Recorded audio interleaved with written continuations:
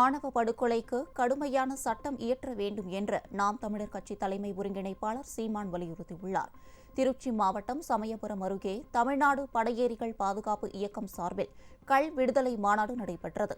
இந்த மாநாட்டில் பங்கேற்று பேசிய சீமான், கள் என்பது உணவுப் பொருள், பல்வேறு நோய்களுக்கு மருந்தாக அமையக்கூடியது என்றார். கள் குடித்தால் உடல் நலம் பெறும் என நிரூபிக்கப்பட்டுள்ளதாகவும் அவர் குறிப்பிட்டார். திமுக ஆட்சியில் கொலை, கொள்ளை சம்பவங்கள் அதிகரித்து விட்டதாகவும் சீமான் கூறினார். ஒழிச்சுட்டோம், சமத்துவத்தை கொண்டு வந்துட்டோம், எல்லாத்தையும் நிலைநாட்டிட்டோங்கிற எங்க நாட்டுல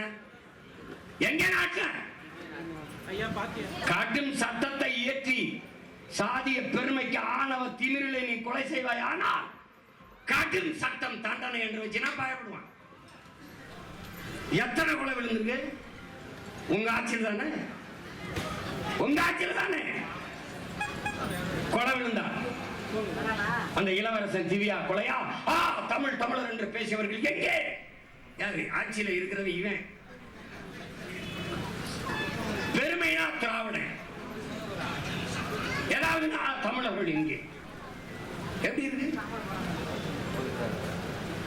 சர்ரா விடுறா. நான் வந்து அரியணையில உட்கார்ந்த பண்ணேன், எங்கேயாவது எவனாவது சாதிக்காக கொலை பண்ணான காட்டுறான்.